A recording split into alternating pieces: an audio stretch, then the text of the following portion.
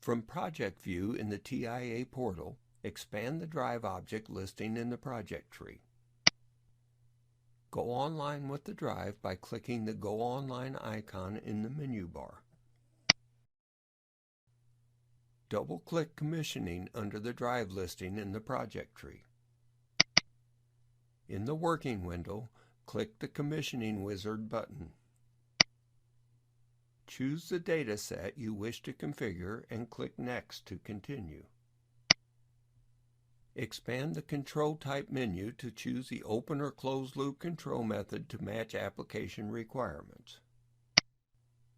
Click the control mode desired. Volts per Hertz control with linear characteristics in this example. Click Next to continue. This window allows you to change the default I/O configuration for the application. If a change is desired, expand the menu by clicking the down arrow and select the required configuration from the drop-down list. When the correct I/O configuration has been selected, click the Accept button to make the change. Click Next to continue. The next window provides options for the type of motor used and whether the application requires low or high overload capabilities.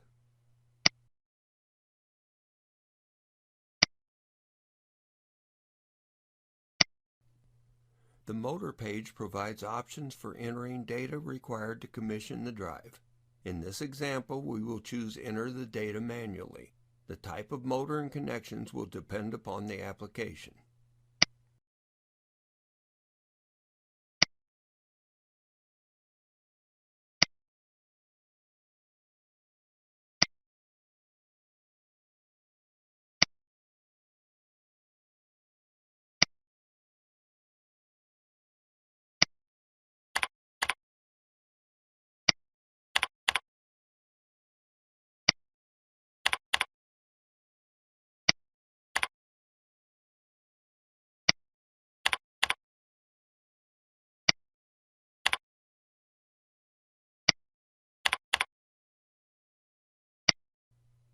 When all data has been entered, click Next to continue. The Important Parameters screen provides the option to change common parameters which have been entered by the system or a prior configuration. When all changes have been made, click Next to continue.